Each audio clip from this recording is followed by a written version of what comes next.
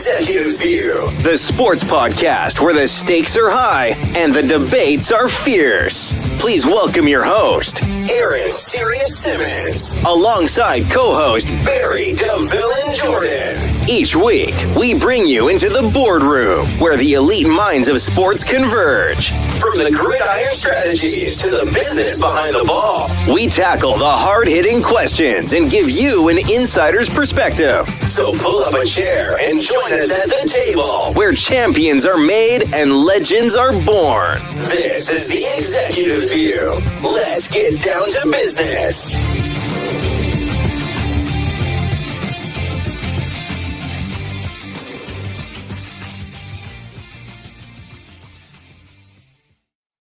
What's going on, everybody? Welcome to the Executives View. This is the view from on top. You could be anywhere in the world or here on a Tuesday night, but you're here with the executives, and I do appreciate that. You guys know how I get down. If you see the show, share the show. We're all over the place. We're on Facebook, Instagram, Twitter, TikTok, Spotify. We're doing big things in big places, and definitely want to take everybody along for the journey. I don't do this by myself, man. I got a slew of brothers that are here ready to chop it up and talk about everything that happened in the world of sports. My co-host is under the weather, getting ready for some surgery. So Villain is not here. So he's really about to party. But I got the rest of the fellas here with me, man. My man Larry's in the building. What's going on, my man? How we doing, sir? Man, look, hey, at this point, I think that we should all consider ourselves co-hosts, man. You know, Barry just the name and title, man. You know, we gonna be I gotta get y'all. I gotta get y'all on the intro. I gotta talk to my man to get y'all on the intro, man. Real talk. I gotta get my man on your intro. Yeah, man. Good to see you, Larry. Good to see you, my guy. CK's in the building. What's going on, my guy? How we doing, sir? I'm all right. I may have to drop and come back in because my gateway is crap in the bed as soon as I do the show. Well, it does it every second Tuesday. If you got to pop off and pop back in, it's all good. We definitely understand, man. Technology is great when it works. It only happens when Steve comes on. I don't know what it is. Do I know what you're doing, Steve? To my Wi-Fi? The call's coming from inside the house, Chandler. The call's coming from inside the house. Exactly what it is. What's going on, Coach? How we doing, sir? I'm doing all right, man. Another Tuesday, another boardroom meeting. Let's get it. Man, we got a lot to talk about, man. Before we even get cracking on the real big stuff, man, I wanted to pay respect to a legend that called it a career, Diana Taurasi. 20 years in the game, in the WNBA, has called it a career.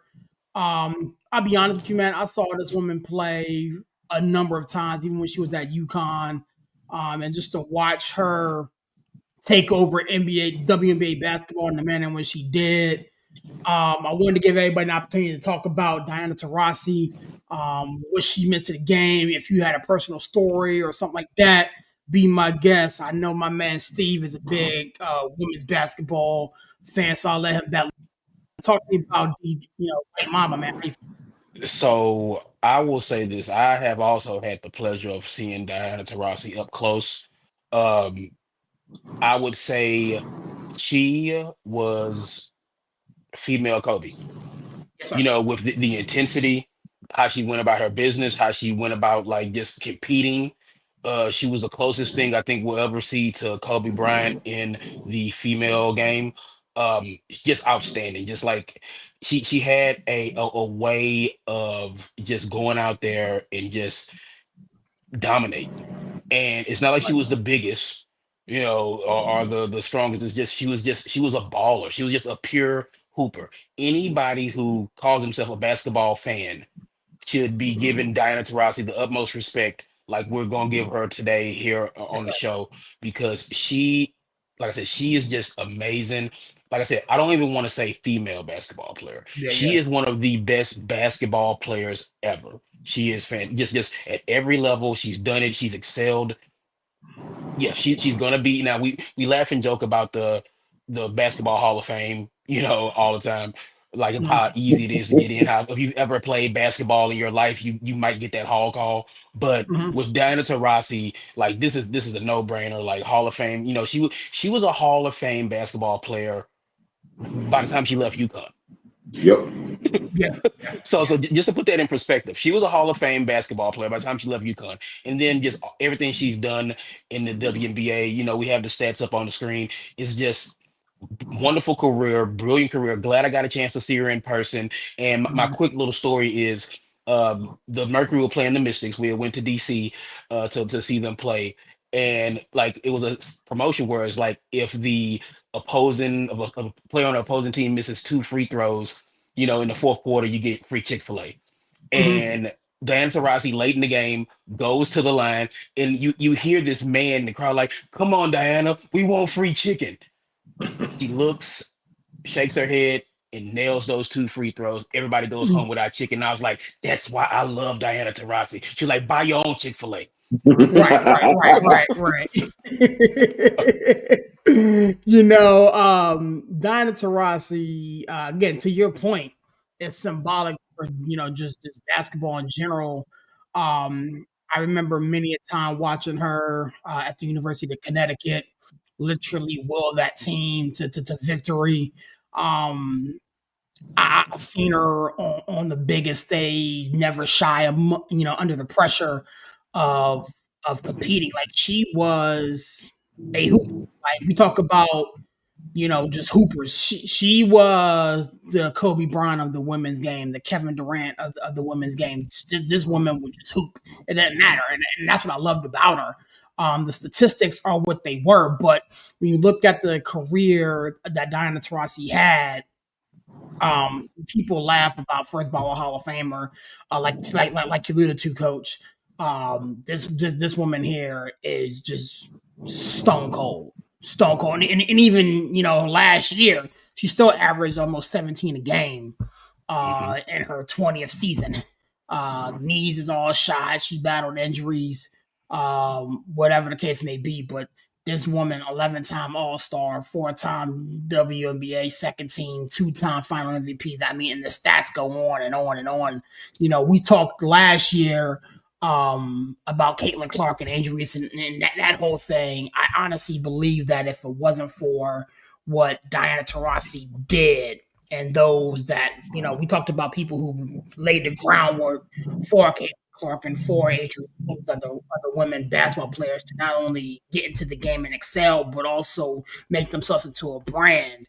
Diana Taurasi was a big part and helping spearhead that for the WNBA and for women's basketball and women's athletics in general. Larry, talk to me, my guy. Diana Taurasi calls it a career. She goes out 20th year, the stats, 3-time NBA champion, et cetera, et cetera. What say you, my guy? I mean, it's nothing more to say. Steve hit it right on the head. The only thing I'll say about Diana Taurasi for me, because she's accomplished like everything you can think about. Like people don't even realize the fact that man, that girl not only got a million and one Olympic medals and national championships and trophies. Man, she went over Russia. She got championships in Russia, bro. Like her trophy room must be like you can barely even walk on it, and you're like, oh my bad, you stepped on my MVP trophy. My bad, I had nowhere else to put it. It's crazy how much she's done. The only thing I would say about her career for me was that she did it all in Phoenix. I was surprised that the WNBA didn't try to get her moved to a bigger market because a lot of people, they don't watch the game, don't know who she is. Where you could see like like a Lisa Leslie, people know who Lisa Leslie is, even if they didn't know she played basketball. Some of these players that played in these bigger markets, but she thugged it out. She thugged it out in Phoenix and said, I'm staying here. So I'm gonna just say, it's been a good career, so I'll give her flowers at this point. Yeah, man. Yeah, man. Definitely a good career. It's funny, I know the past couple years there were talks, and CCAT come to you in a minute. There were talks about her, pairing up with Sue Bird or another star and forming a big three or something along those lines.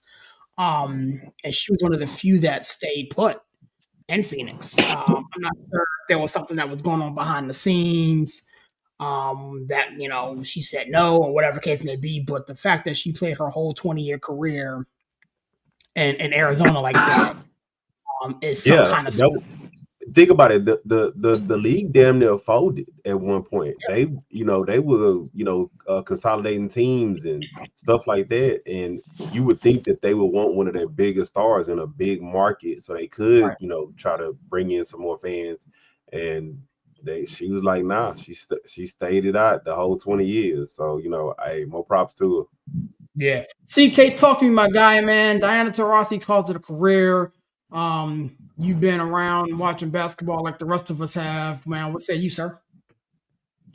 Diana Taurasi occupies the rare place for me where I can't stand her. That's how good she was. She's in the Jordan class. I ain't gonna never give him credit for nothing, right?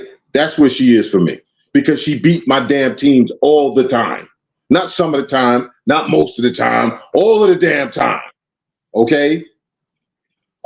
She is in the class of, if when it comes to women's basketball, if you're not mentioning her name when you say, there's Carol Blazejowski, there's Cheryl Miller, there's Candace Parker, there's Diana Taurasi, and I would say Cheryl Swoops.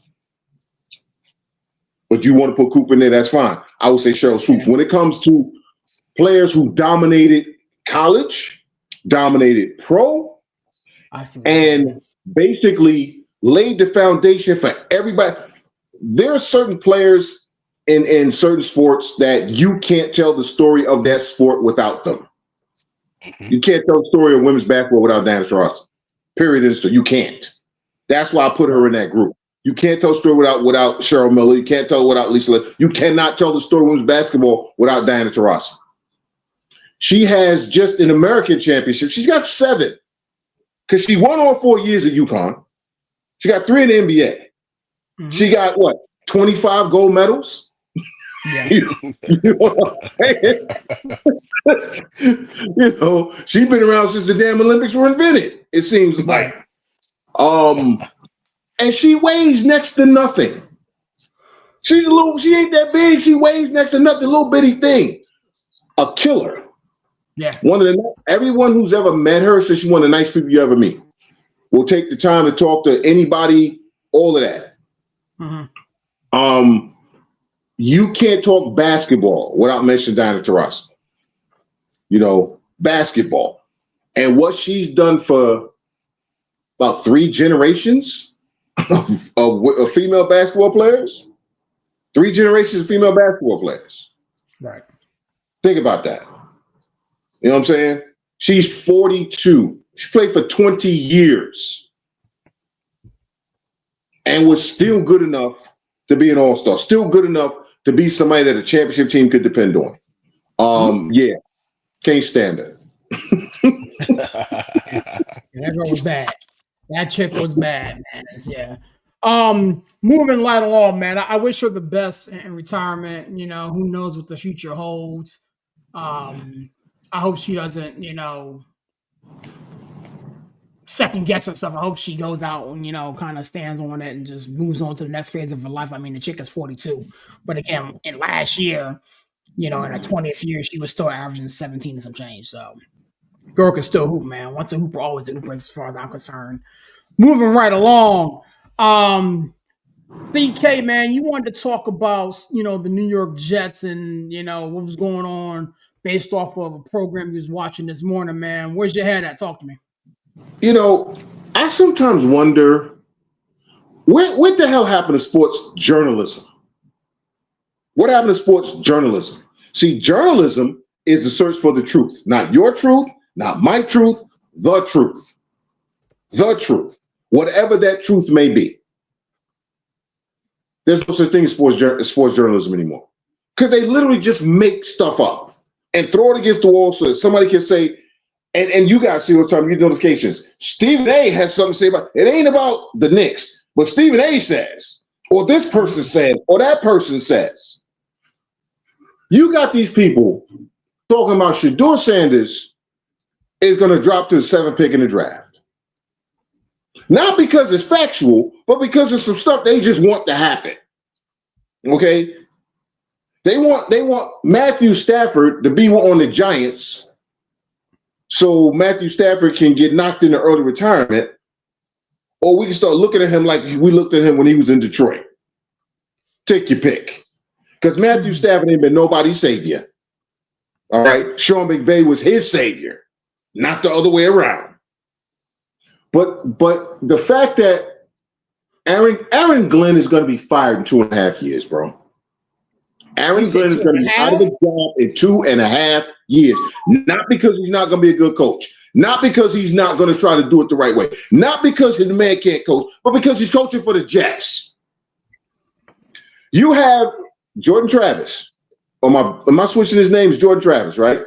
From Florida State. Mm-hmm. You drafted him. He was injured. He would have been a top 3 pick. Period in the story. He would have been a top 3 pick. We can argue whether he would number 1, number 2, but he would have been a top 3 pick. He would have been one of the first 3 picks off the board when he came out. You have him in your organization. He's rehabbing from an injury, and now all the team. Because see, when you hear these sources, that's the organization leaking information to preferred reporters. Okay, which continues to give those reporters access. They're going to go for this guy. They're going to go for that guy. You already have a damn quarterback in your building who will be somebody's franchise quarterback, but he won't be the Jets franchise quarterback. And in 2.5 years, when they fire Aaron Glenn, they're going to go out and say, you know what? We need to get a guy like Jordan Travis, who's literally in your building right now, who you're going to trade away. Let me ask you this question. Let me go back and forth with you real quick. So, Jordan Travis was the pick of the last regime, right? So, wouldn't Aaron Glenn, I mean, again, just playing devil's advocate, wouldn't Aaron Glenn and staff want to get their guy in there? Because right now, you have no quarterback other than Jordan Travis on your roster. Your guy is the best guy. See, that's the stupidity of these coaches in these gyms. I need my guy. You know who my guy is? The best guy. The guy with the most talent. The guy who can actually help me win. Because I'm a first-time head coach. So why don't I take a look at this kid instead of, but see, again, this isn't coming from Aaron Glenn. This is coming from Woody Johnson. Right. The same Woody Johnson said he was going to step back, right? So let me ask you this question again. I love the conversation. If they don't believe in Jordan Travis being the guy, okay, I could pull up and run down a whole laundry list of free agent quarterbacks that they believe might be their guy. So would it be wrong for the New York Jets to go explore that, or would you rather them stay with, Jordan Travis because he was drafted and they don't know? You mean the guy they drafted who hasn't even been able to get on the field because he was rehabbing an injury, right? You mean a young, gifted player who, had he not tore his leg up, would have won a Heisman Trophy? Okay, would have hands down won the damn Heisman Trophy. All right, talented, a leader, someone that you could build a franchise around. Very similar in all aspects to Jaden Daniels when it comes to play, personality, very even keeled. I don't like him side with Aaron Rodgers, but that's a conversation. I'll do a video on that one because I'm about to kill all these damn NFL players about that. But anyway, so rather than even give him an opportunity, you'd rather go get Kirk Cousins. You'd rather go get Sam Darnold again, who can't play in New York, who can't play under pressure. Oh wait, I know. Who else is out there? I'm sorry. Who's out there? Let's go get the 50-year-old Aaron Rodgers again. I mean, there's not anybody on the market that has more talent than this young man. There's not.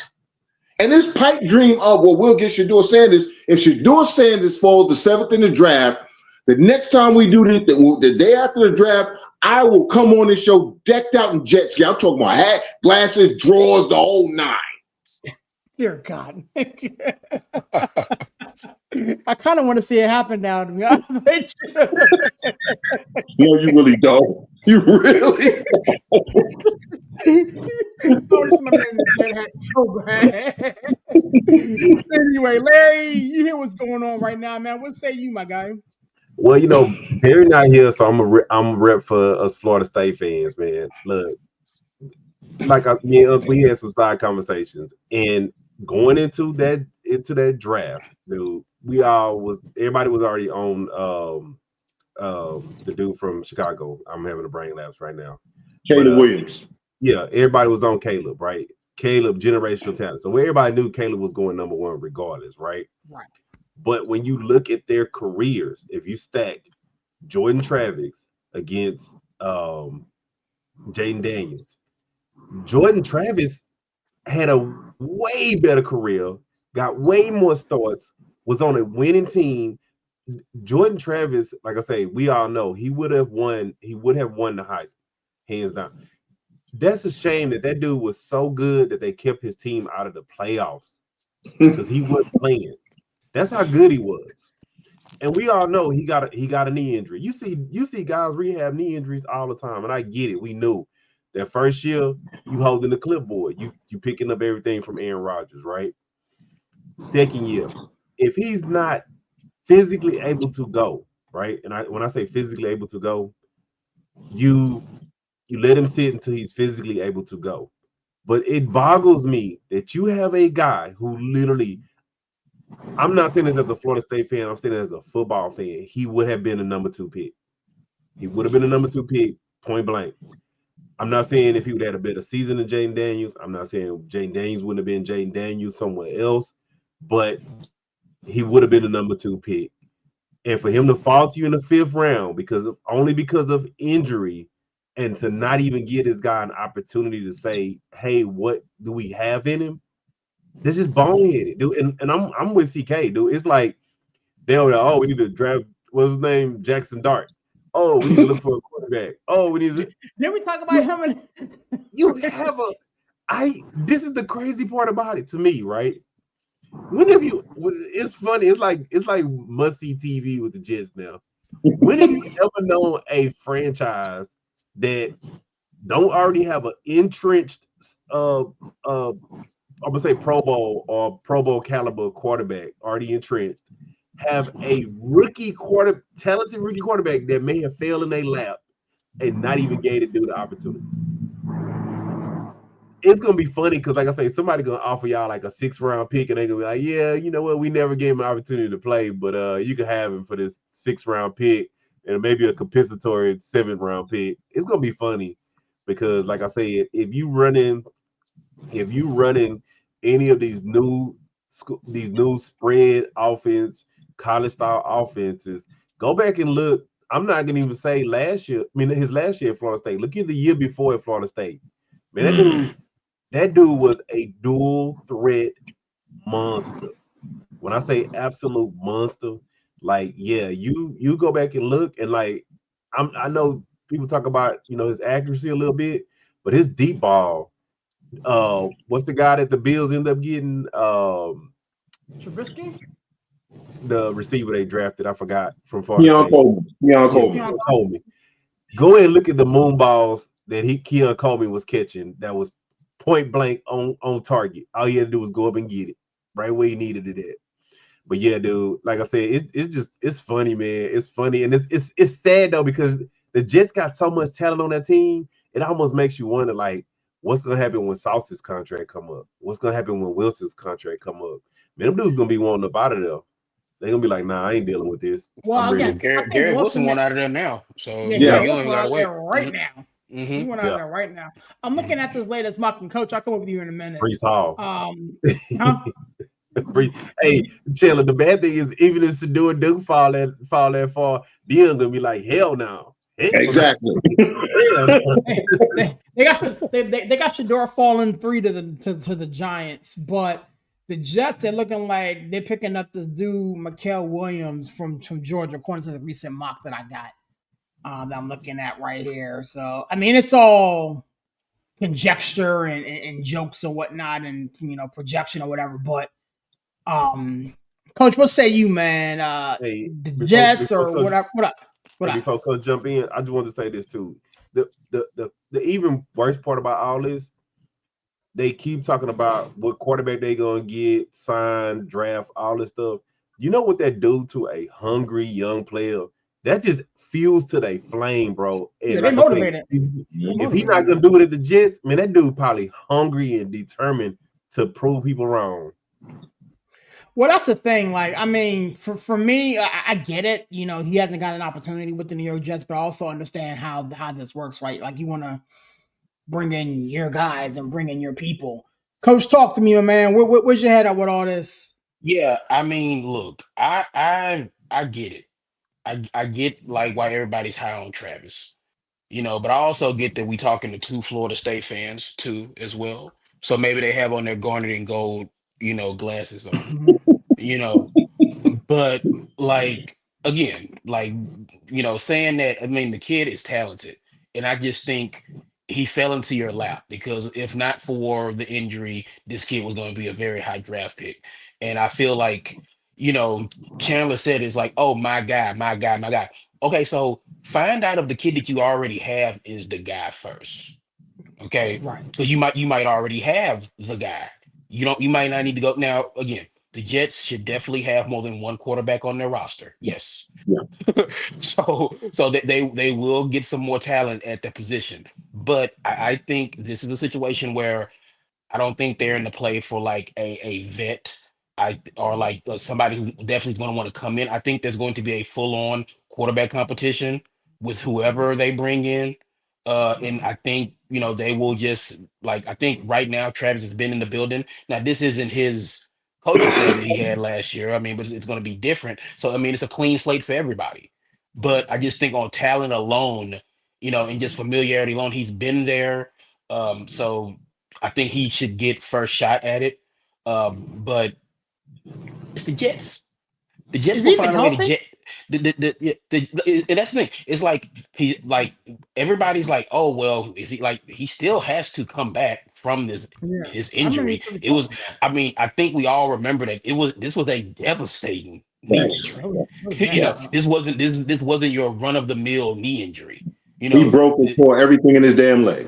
yeah, like Yeah. yeah. So this wasn't just your run of the, and I hate to say like the ACL is no big deal or anything like that, but it's like this wasn't your run of the mill like knee injury. This was like a knee injury that could alter somebody's career. And Right. so we have to wait to see if how he comes back when he comes back. But I do agree with Chandler and Larry, where it's like this is the kid who has the talent. We've seen it. Again, like I chuckle because like the kid's so good that they were like, you know what, Florida State out of the playoffs because he's not playing. Bye. They have no shot, so might as well not even put him in the playoffs because Mhm. Travis is gone. But like I said earlier, like the Jets do Jet things, Yep. and I am going to echo what Larry said. I think the Jets are going to fall in love with somebody because and we talked about this. It's funny. A year ago we were talking about similar things. Was like this is what like the draft process and mock drafts also that it gets so tiring and it gets to a point to where it's like this week everybody loves Jackson Dart.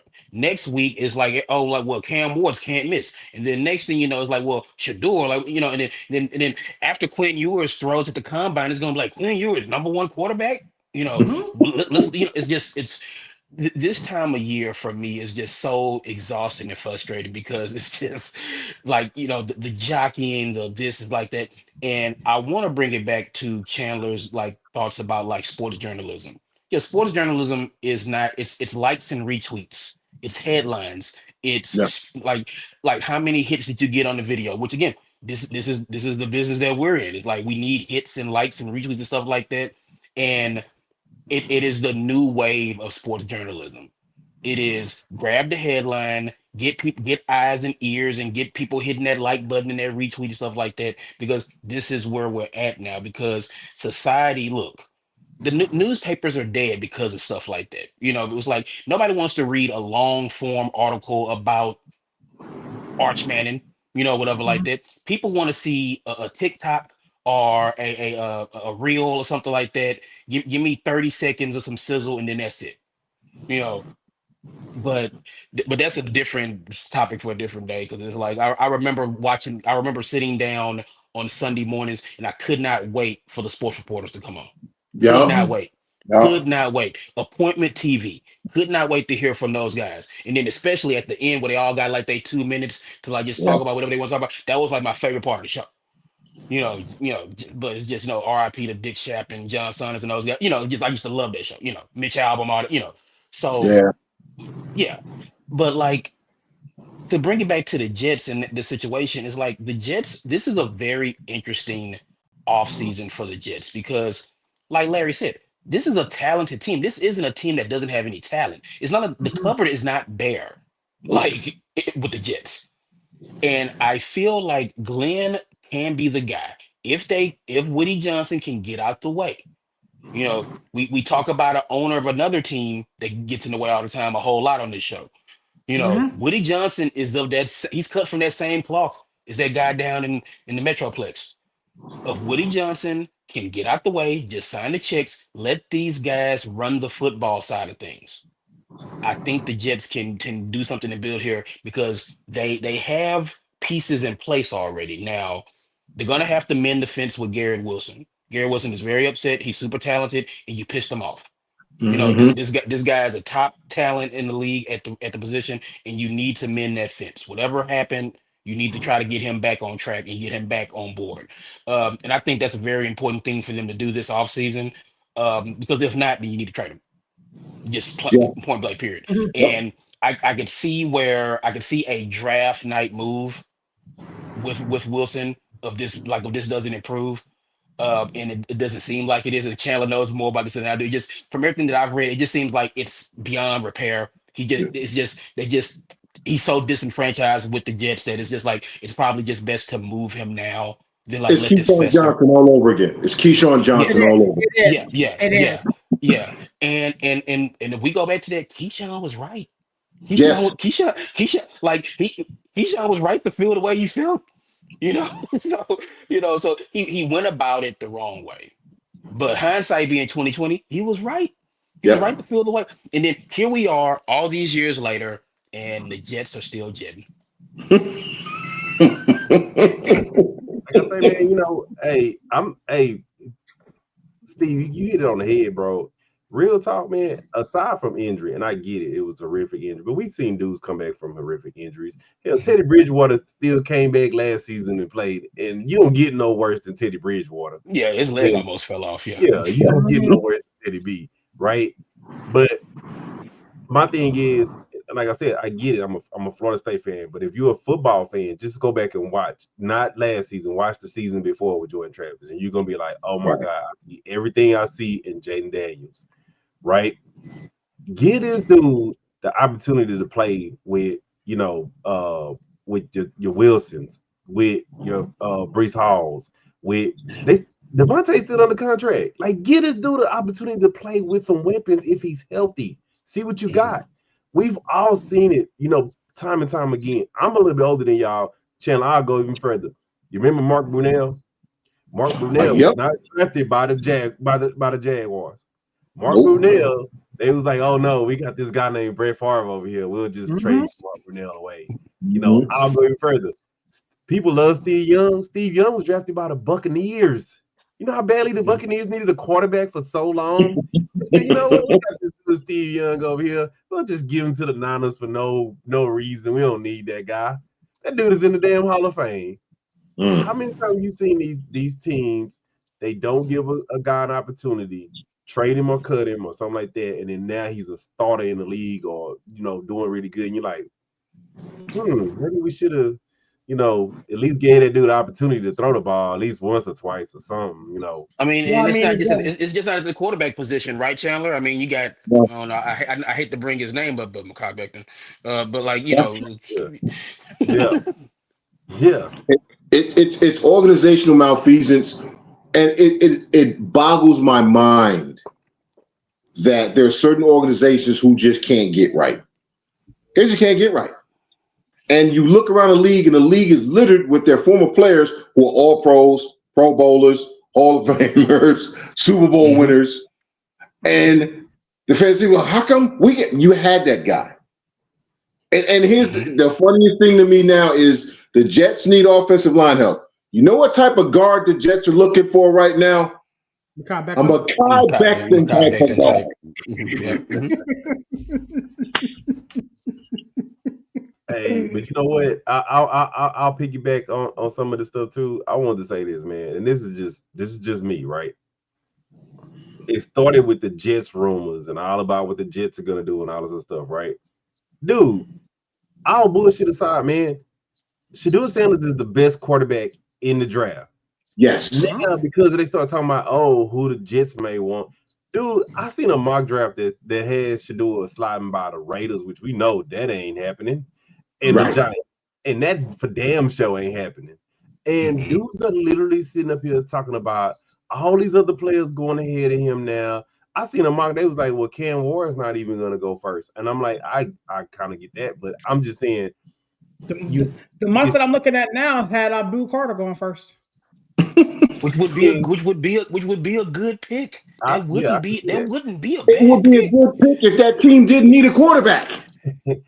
Hey, but Get the best player. That team need the best players. They need the best players. Yeah, I mean, nobody want to willingly go to Tennessee. You better be like a This fourth is round. true. This is true. This is true. Yeah. So, I'm gonna just say that, man, it's sad because it's the rumors came from the Jets looking for a quarterback. Now you see all these quarterbacks falling down the draft board, and I feel like this: if the Giants pass up on Shador, they freaking idiots, and if the Raiders pass up on him, man, Tom Brady gonna be ready to choke the shit out of Mark.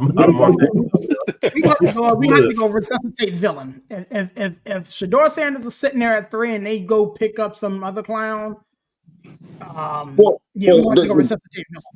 The Giants are trying to get Matthew Stafford, who again is no one's savior. Listen, Matthew Stafford is a very talented, very, very good quarterback. He is not a franchise saver. He's not.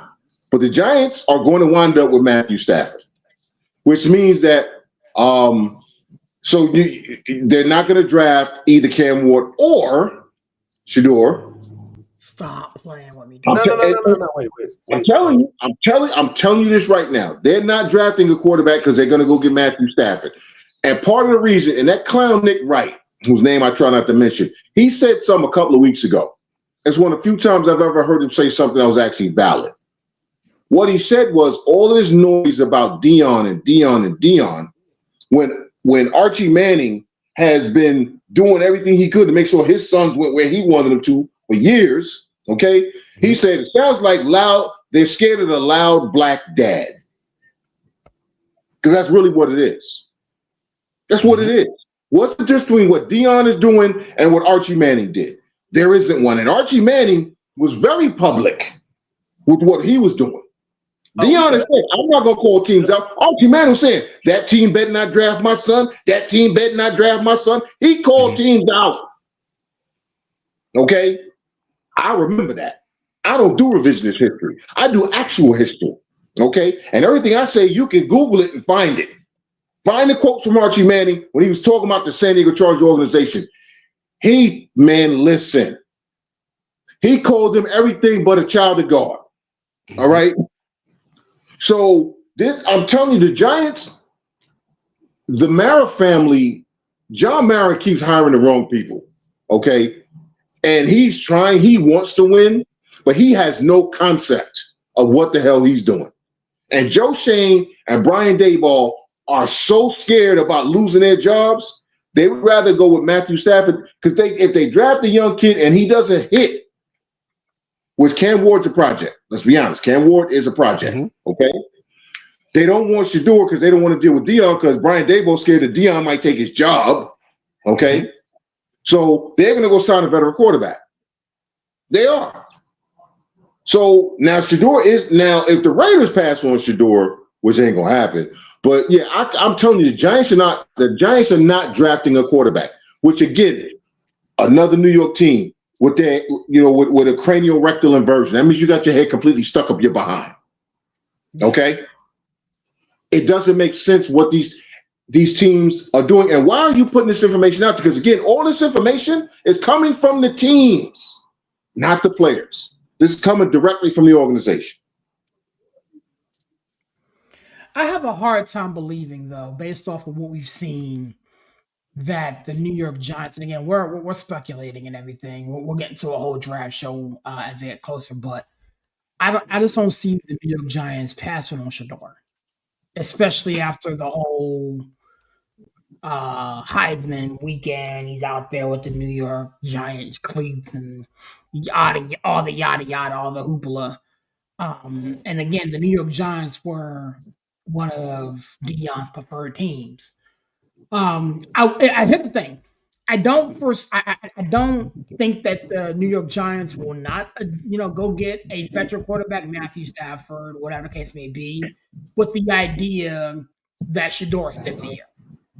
Now, do you think, again, we're talking hypothetical, do you think, let's say the New York Giants draft Shador Sanders, or let's say the Cleveland Browns draft Shador Sanders, or whatever the case may be, do you think sit him?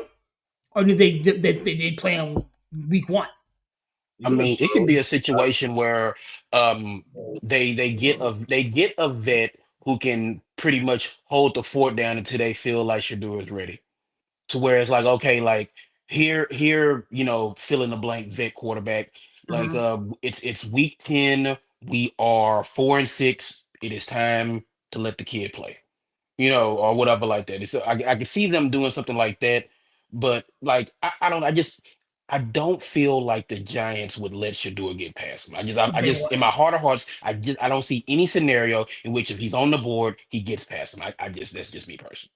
Now, what I could see, because I remember that Matthew Stafford, he's 37. He actually was thinking about retiring, right?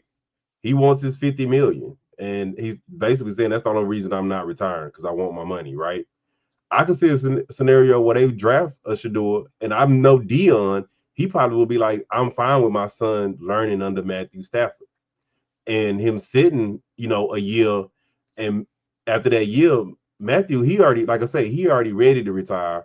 Be like, hey, look, Matthew, he's not signed long term. He's not gonna be here 4 or 5 years with a Kirk Cousin deal, and we trying to debate who we gonna play. No, he's coming in for a year. We signed him for a 2 year just in case we need him, but he's probably gonna retire at the end of the season, and they knowingly know that, and have him groom him out for a year. I can see that. I mean, again, I kind of like Steve, who can't stand this time of year. I kind of like it because there's so many different possibilities and so many different storylines, to borrow a WWE term that me and Coach like to use a lot. That this thing can run down. But one thing is for sure, two things for certain. If Shador Sanders is sitting there at 3, I don't foresee them passing on him. Or if Jordan Travis is there, I don't see them passing on him either. But again, CK, you've been right more than you've been wrong. And we ain't going nowhere. So come draft time, we'll talk it up. Moving right along really quickly.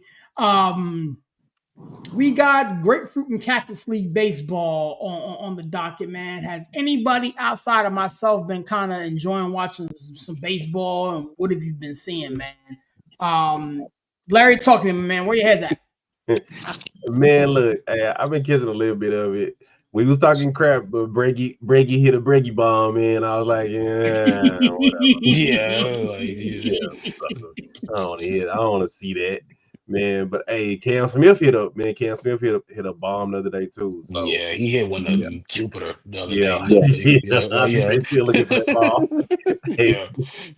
I mean, we gonna see. It's still, like I say, it's still super early. A lot of the Astro starters ain't even back playing yet. They gonna. I think Altuve and Alvarez and all them, they play. I think I want to say next week they'll be back. Yeah. I'll be catching some, sporadically here and there. It's still super early for me. I want to see spring ball when your starters are coming in pitching like 2 innings, and your when you get to like those guys that's on the borderline and you trying to see if they're gonna make their roster spot. I wait like maybe like the first, I'm gonna say 2 weeks, and then I kind of get into it.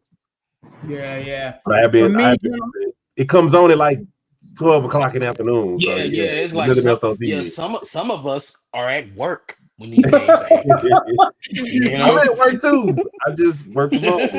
You're wrong. I'm on the road a lot, though. I got it on my XM and whatnot. But I'm excited, bro. Like this is the start of spring for me. I mean, me and CK are out here in Virginia, and the weather was nice. Weather was lovely today. Sitting there on watching some baseball and seeing what goes on.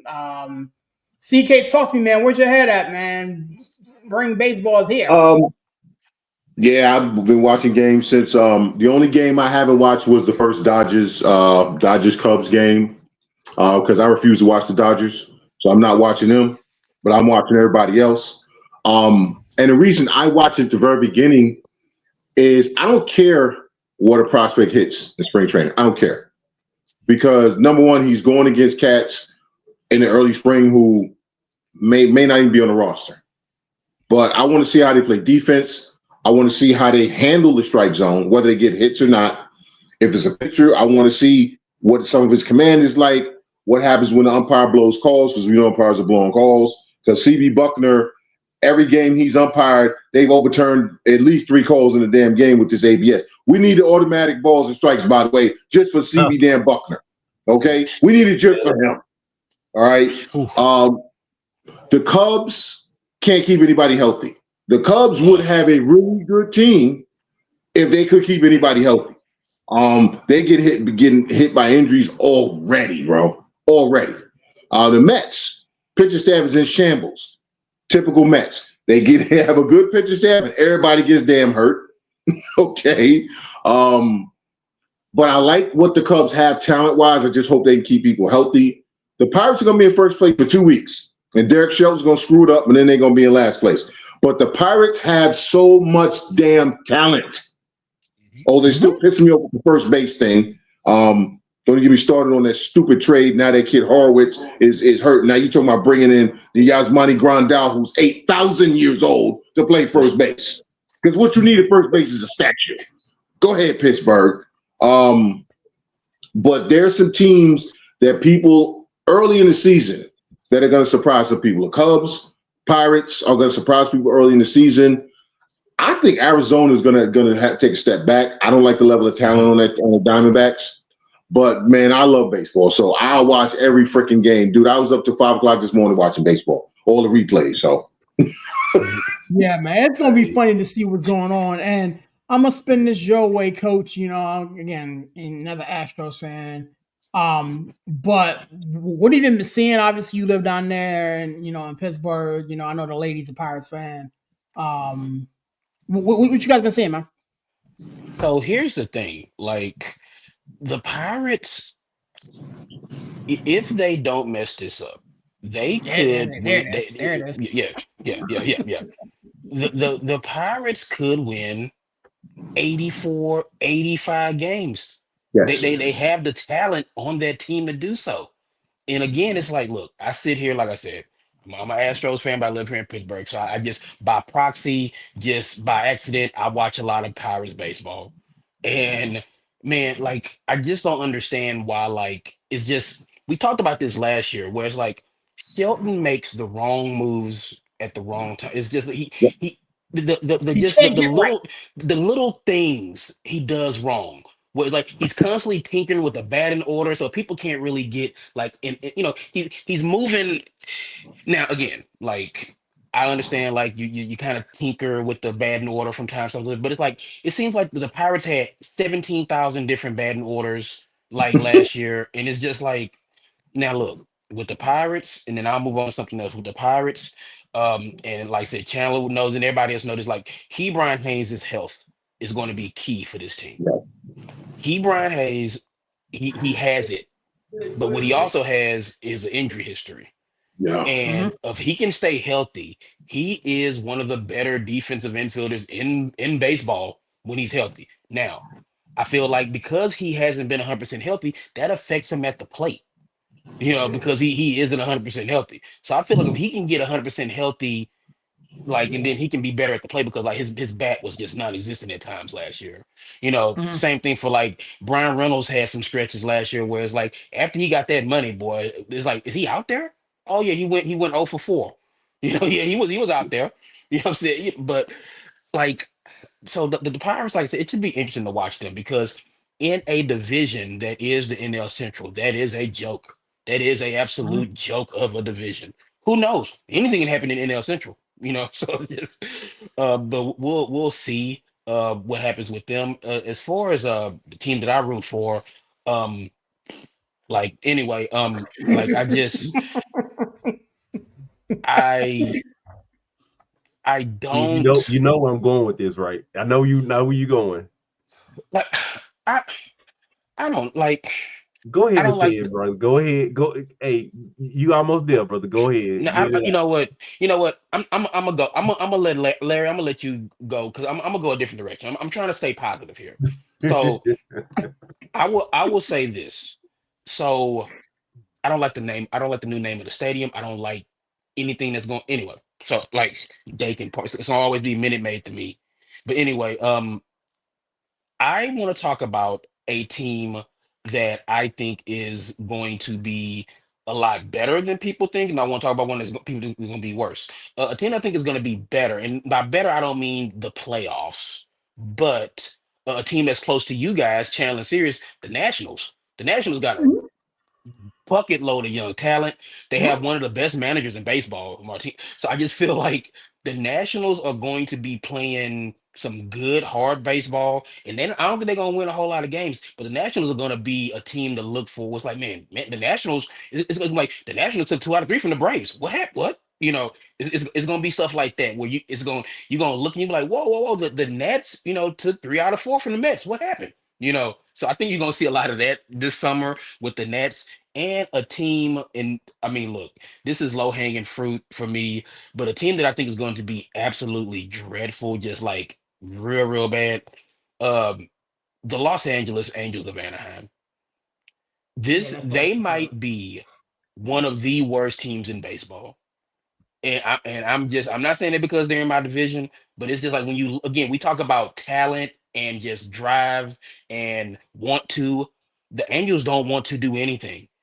They are legally bounded. They have to play 162 baseball games this season. Only Mhm. because they literally have to. They can't. I mean, they might find a way to forfeit a couple of them, but like, look, it is so bad, and I hate to say this. Well, no, I don't hate to say this. I love to say this. It's like the Sacramento A's are better talent wise than the Angels probably are. The Sacramento A's are probably have a brighter future than the Angels do. The Angels, when you really start looking at the Angels, when you look at what they have on the major league roster, they have nothing down on the farm. Is they have one of the dumbest owners in sports, not just baseball, but in sports, in Artie Moreno.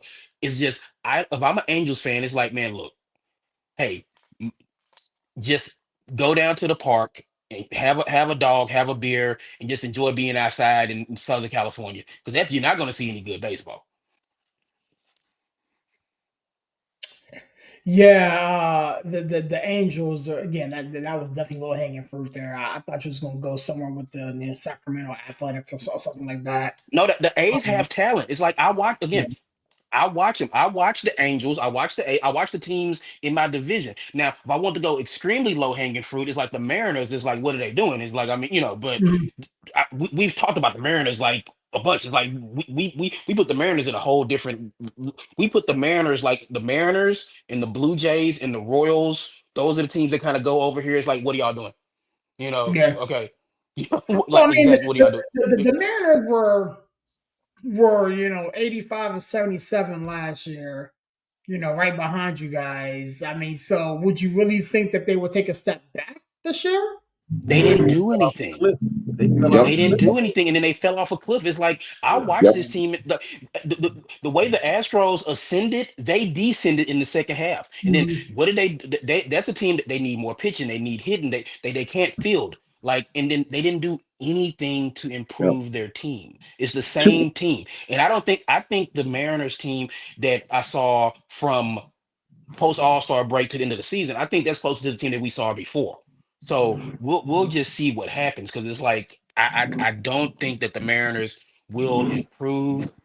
No. Again, it's like they're gonna get a lot of games against the A's and the Angels, and that'll help.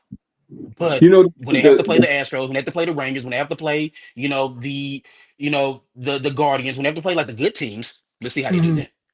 You know, the Mariners was it 2 seasons ago were 2 Yordan Alvarez at bats away from really being on the come. Yeah, They yeah. were. Am I lying? It was two. It was two You're at not bats. lying.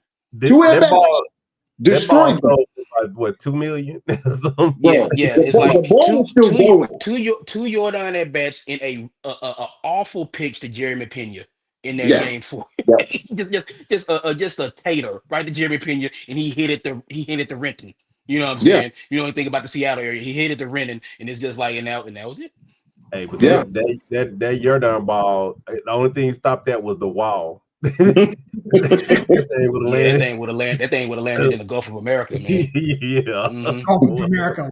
So not going north, it would have landed up in spring or something. hmm Hey, but I will say this, you know what, Steve, while you playing around, dude, every time the Astros was on a 8, 9 game, 10 game winning streaks last year, you know who kept stopping us? The Ace. The The Ace was A's, hot. The Ace the A's played are really Astros hard killers, coming man. out You of the could All not Star. beat the A's at all. You Yeah, could not beat the A's for anything. they were playing really, really good. You know, and I've been over here itching it, man. I think I'm getting fed up with this. I'm gonna call it uh athletes drama. I'm getting really fed up with athletes drama. Y'all know I went through with the Ayuk stuff. So now we back and forth with this goddamn Nolan Arenado crap. Like, I'm like, dude, make up your mind. You got to know trade. Yes or no. Stay your ass to there or bring your ass on. Which one are you going to do? Like, now he's like, oh, well, I'm thinking about, not doing it. I'm thinking about waiving it. He's been changing his mind back and forth all season. That's why they can't trade your ass. Stay your ass where the hell you at. At this point, I'm like, dude, don't come over here messing up our stuff. I kind of like the roster that we got in place right now. Wait a And minute. Wait a minute. Really? Where are you going to play Nolan Arenado? I At don't third, know, man. at So, third, I so, guess. so literally, you want to create a Boston Red Sox situation by bringing him in. Dude, I'm talking Paredes about has already said he's willing to play. He like. So here's the thing. It's like Altuve's already said I'll play in left. You know what I'm saying? So they've already he's going to be probably playing left field. Paredes said he would move to second base. So I mean, it's like So let's play Arenado at three third. guys out of position. Let's play three guys out of position, right? Let's play three guys hmm out of position yeah, because that always helps the guy hit better when he's still worried about that kicking that ball from the previous half inning. That always helps. Sometimes less is more. I understand Nolan Arenado is still a top shelf baseball player. But if you don't actually have a spot for him, trying to shoehorn him in has never worked for any team. It really hasn't. man. I think it's just with these teams now, they feel like it's an arms race. The Dodgers did put everybody on alert. And it's like we need more hmm bats. We need more bats. We need to have a more loaded lineup. But like I said, maybe that IU stuff just kind of burnt me out, and I'm like, man, I'm so over this athletes and their drama. Like, dude, like I said, you know that old saying, either shit or get off the pot, bro. hmm Like, Yeah. dude, we went down before. That was the whole thing with Bregman lingering out there because they was like, well, Bregman ain't really signed. He not saying if he gonna do this. They going back in negotiations, and that's when we started talking about Nolan Arenado, and that's when he kept talking about, oh, I'm not waiving my no trade for the Yankees. I'm not waiving it for the Astros. I'm only gonna waive it for the one team I want to go to that they couldn't work out a deal for you. So that's why he's still in St. Louis, bro. But that's That's why. also why he's never won anything. He's a hmm loser. So why So do you want a guy who's not willing to play on the biggest stage? Why do you want him? I don't want his ass, bro. I'm like, dude, and then the Exactly. I've crazy gotten to the part point to about it, where I don't want him. So it's like it's just no. at first I wanted him. At first I was like, okay, cool, if we can get him. It's like would the Astros be better with him? Yes. Will they be just fine without him? Also, yes. Yeah. Yes. I don't think you're better with him because it's like all last year you guys kept hearing me say I wanted Ryan McMahon from the Rockies, right? The Rockies are trash. That's what we don't even mention when we talk baseball. No one even mentions Colorado Rockies when you talk baseball. This cat had the nerve to say he wanted to stay in Colorado. I haven't mentioned his name since until right now. You told me all I need to know about you, bro, that you ain't a winner. Not only are you not a winner, you ain't trying to win. Nolan Arenado is content to stay in St. Louis on a franchise that's going absolutely nowhere. And enjoy your money, bro, and enjoy watching postseason baseball with me. Dude, they just like I said, man. It's like, bro, we gearing up for the season. Roster set, man. We got the dudes going to spring training. Who's gonna make the roster? Who's not? You know, I don't know who's gonna get sent down at the end of spring training. Who's gonna stay up? And then here we go right back again with these goddamn Nolan Arenado talks. Mm-hmm. Like, and it's not coming out of like just the Cardinals camp. It's Dana Brown over here like, yeah, we re-engaged conversations with them again. God damn it. Like, how long does it take to work out a trade? And tell this motherfucker, like, yeah, you coming or you staying? And if you staying, then stay your ass there. Like, I mean, but Dana Brown got like it. Look how long it took him to get like that with the Bregman situation.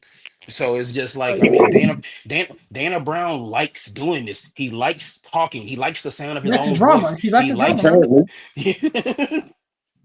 So yeah, it's just like, dude, I'm almost, you know what? I'm almost starting to second guess this dude because remember me and you, Steve, they was like, oh, the Astros and the Blue Jays are talking. And we thinking, oh shit, here come Guerrero. Everybody's thinking, oh shit, here come Guerrero. And you and it know who was came? Kikuchi. Kikuchi. But then it was like, it's like, dude, like sometimes he does like some of the most dumbass shit in the world, right? And y'all get me, I'm cussing a little bit. But sometimes he do some of the most dumbest stuff, right? You let Kikuchi go to the Angels of all places, the Angels for $23 million. Yeah, but you'll just trade back for him at the trade deadline when the Angels are getting rid of everybody. You'll get him back. Dude, hey, chill. That's the most frustrating point to me because, dude, like think about it. We talking about now we need outfielders. You know what? We gave up 2 really good outfielders to get Verlander back. We could have just signed Verlander and kept our damn outfielders. Yeah. The farm system That is one's gonna basically. always kind of sting because it's like, but look, Larry, we all know this. It's like the Astros were like, all right, we're gonna push all our chips into the middle of the table. They look, serious, you're a poker player, shit like they pushed all and they went all in and it didn't work out. But it's like now it's like, boy, if it would have worked out, it'd have been worth it. But now it does not look to be worth it because then now Verlander is gonna be like, who knows what he's gonna do in San Francisco? But it's like whatever, I mean, but the thing about it was Verlander didn't want to go, so we could have just paid him and kept our prospects. So we didn't rob the farm system so much. Now we don't even have that much to even give up, and that's the sad part. Yeah, Because that's why Guerrero's a pipe dream because we do not Yeah. have anything to No. give the Blue Jays back. So it's just like it's something cool to talk about with it like that. It's a trade that maybe you can do on MLB the show. But you can't do it in real life. Well, we could. Toronto's not trading Guerrero. See, they're going to be stupid and not trade Guerrero, and he's going to walk for nothing. Yep. We talked about that last week. He's gonna walk for nothing. Yeah, he gonna walk for nothing. They talking about they so far on contract. It's not even funny, but it's just Dana Brown. They gave him a flagrant 2 for that. You need to get Dana Brown need to get together. Don't get me started. They gave him a flagrant 2 for that. Man, I'm drinking non-alcoholic tonight, man. Y'all gonna make me add some Hennessy in this shit or something. Get the heck out of here. And speaking of basketball, I watched this Rockets game. They gave him Man Thompson. Oh my God. That's a great segue into the whole Doc Rivers conversation. It's a great segue. I can't. And see, just a quick programming note. See, y'all wanted to have a launch pad when everything was all good and the Rockets were winning and the vibes were high. This is why I wanted to wait. It was only me. Everybody else wanted to be like, oh, let's do a show now. Let's do a show now. Like, I want to talk ball. I want to talk ball. I love talking ball. Let's wait. And now Thursday, ladies and gentlemen, program Thursday, February 27th, 9:00 Eastern Standard Time. It's my birthday. And we're going to be doing a rocket show on my birthday. And let's just say there may be a little bit more than tea in this cup come Thursday. Just leave that there. Go ahead, talk to me, man. Okay, so we were in a group chat. So a little behind the scenes. We're doing a group chat. And I brought up Doc Rivers because of the whole Joel Embiid situation. And what I said was, now listen, Doc Rivers has had some teams with some epic fails. Epic. I mean, You could Hollywood blockbuster type fails, okay? Where everybody's walking out of the damn theater talking what the heck, give me my money back type fails. Man, somebody writing a script for them failures. But his tenure in Philadelphia looks a hell of a lot better now. Nick Nurse can't even get a team that's more talented than most of the teams Doc had. And he had Joel Embiid at the height of Joel. Okay. This is when he was running up and down the court at 320 pounds because he couldn't stop eating the Jollof rice. Okay. He's walking out there with a hamburger in one hand and a bag of Swedish fish in the other, talking about ref, they fouled me. All right. My knee hurt. Bruh, you got diabetes. Put the damn sandwich down. Nick Nurse can't win with a better roster. Doc Rivers got them teams into the playoffs. Is it better though? Yeah. Tyrese Maxey wasn't even close to who Tyrese Maxey is now. Okay. Technically, you have Paul George, who is more talented than any of the small forwards they had. Now, it's a pandemic P or whatever P you want to call him, who's never on the court. Perpetually missing time P, whatever. All right. Podcast. You have more talent. Yeah, listen, perpetually missing time. Okay, Paul George. But if you look at the roster that Doc had and this one, Nick Nurse has a better roster. And all I heard about Nick Nurse, who only won one championship, just like Doc Rivers, Nick Nurse is great. Nick Nurse is great. Nick Nurse is magnificent. He's going to come in and he's going to fix everything Doc Rivers got wrong. Mm-hmm. They're in the lottery, people. They are in the lottery. Now, Nick Nurse did well in Canada with a team full of guys that, let's be honest, outside of who? Who on that roster, honestly, would you take over anybody on this Philly roster? Yeah, good question. I thought around. So all I'm saying is the Doc Rivers tenure in Philly, looking back, is it not way more successful than he's being given credit for? I can't. To be honest with you, because at the end of the day, Doc Rivers, to Larry's point, seemed to invent ways to lose. He just invented ways to lose, and this is a guy who, like I said in the group thread, this afternoon, is resting on what he did that one season in Boston. This was the same Doc Rivers that blew a 3-1 lead multiple times. So I can't, for all intents and purposes, extrapolate one particular season from Doc Rivers to make up for the collection of coaching malpractices of a Doc Rivers. Now, dealing with Joel Embiid, hats off to him, Nick Nurse, whomever else has to do it, because I think that Joel Embiid is a coach killer. I think his career is pretty much almost over because he can't get right, and it seems like he is being enabled by weak-minded front office personnel that doesn't have him sit his ass down somewhere. However, to bring it full circle about the Doc Rivers, I don't think that we need to owe him an apology, because what he has done and the criticism that he gets is not just based off of Philadelphia. It's based off of a collection of missteps throughout his whole coaching career. The one shining bright spot in Boston, and then the next selection of assortment of missteps. Let's keep it a bean here.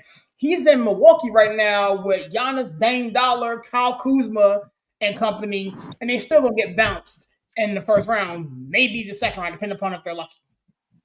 You got that assortment of players. Why are you struggling, Doc Rivers? If you're this great ass coach, why? I tell you why. Because serious, you've heard me say this before, Larry too. I think this might be the first time CK's heard me say this, but I'm gonna say it, and I've been saying this for years. Doc Rivers trick y'all. Okay, All right, Doc Rivers is one of the greatest magicians in NBA history. He trick y'all. He trick y'all. He pulled one rabbit out of his hat. Okay. One. And then One. yeah, he pulled the rabbit out of the hat, and people keep waiting for him to do it again. It's like he pulled it off. It was so amazing, you know, and people are waiting for him to do it again. And people like, oh well, remember that one time he did that? But it's just Doc Rivers trick y'all. And I don't even like calling him Doc. He's Glenn to me. It's like, Glenn Rivers once again with it right in front of him, will steer this train right off the tracks, because we talk a lot of times about getting out of the way, and Doc Rivers wants to be the reason why a team succeed. He can't sit back and be like, well, okay, I'm gonna do this to do that, I'm just gonna let them play. It's like, no. It's like, because if we're looking back, it is a shame that those Clippers teams that he had never even really sniffed the finals. Those Right. teams was Yeah. Not those that. Yeah. teams were super talented. And it's really a shame that those teams never even sniffed the finals. And why? Well, a little bit of it was Chris Paul. Because I will Yeah. go out of my way to say bad things about Chris Paul. You know what I'm saying? But like, um, I will say this though. Doc Rivers. I mean, look, Doc Rivers was dealing with a lot of stuff behind the scenes during his tenure with the Clippers. And then Yeah. we don't have to Yeah. really go into that, 'cause I think we all know what I'm talking about. Mhm. Um, but still, it's like Doc Rivers, that Clippers team should have made at least, and during that run, I feel like they should have made at least one finals. Should made But two. They should have made two. they just couldn't get it together. And again, Doc Rivers, you go to Philadelphia, and you can't blame Doc Rivers for Ben Simmons. You really can't. You know, so like again, maybe looking back, maybe it wasn't all that bad seeing the current state of the Sixers organization. Maybe it wasn't that bad. But I mean, if we go back and go back and go back, it's like, man, look, this man sat up here, and the Magic gave him the keys to the kingdom, literally. Oh, we ran into the ground. Yep. You know, it was right there, Doc. You had it. All you had to do was let Amy Duncan get on the plane. That's all you had to do. Just let that man wife get on the plane. But then again, can you blame him for Grant Hill's ankles turning into paper mache? Not really. No. Can't really blame him for that.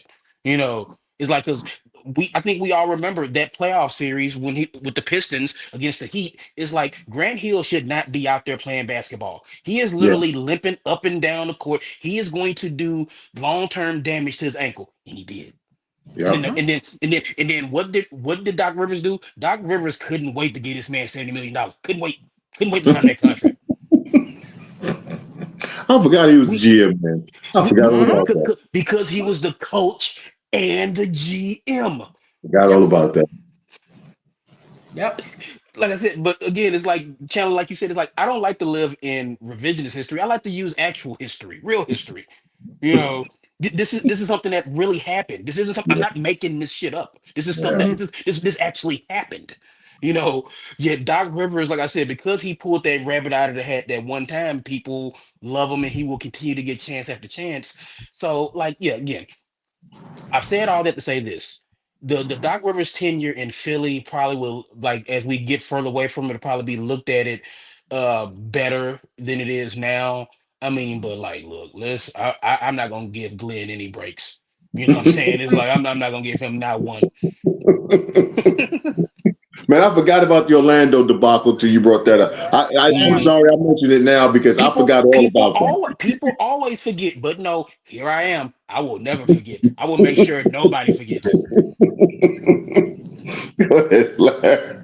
Steve went over here. Larry, talk to me, man. Where you had at with all this? Steve went over here. Hey, Your mama as, named you Glenn. I'm gonna call you Glenn. as, we're Went watching over the there with Rockets the show, man. nothing. So. Dude, you know what? I'm gonna Yeah, just say this, y'all know right? why y'all know why they call him Doc. Chandler probably know. I did know, I've forgotten, but because I loved him in college. I was a big Marquette fan. They call So him Doc because he had so many damn surgeries on his knees that one yeah, of his legs is shorter than the other because he's yeah, it had so is. many surgeries. So this man who's at the hospital all the time, they start calling him Doc. Yeah. Go ahead, Larry. Oh man, look, hey, I'm gonna just say this, right? Doc Rivers, man, to me, I always looked at him like, why did they keep giving this dude opportunities, right? And I'll go even further. Y'all talk about the one championship he won with the Celtics. Looking back on that Celtics team now, they had 4 Hall of Famers on that team. 4. Four. Dude, like Rondo was gonna be in the Hall of Fame, Chandler. Why you bullshit? Oh yeah, yeah. Rondo is God, gonna I be in always the Hall forget of Fame. Rondo. Yep. I always forget Yeah, Rondo. that was a young Rondo too. So Young yeah. Rondo. And young Yeah, Rondo was giving him 10, 12 assists a game. Dude, yeah. He you would got always hit a one. clutch shot late. Yes, Yeah. you got one championship with basically 4 Hall of Famers. 4.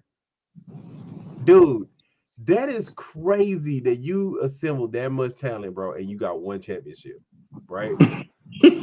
But I'm gonna pivot. I'm gonna pivot away from y'all since we're talking about that Sixers fiasco, right? You Mm-hmm. know who need their flowers? James F. and Harden.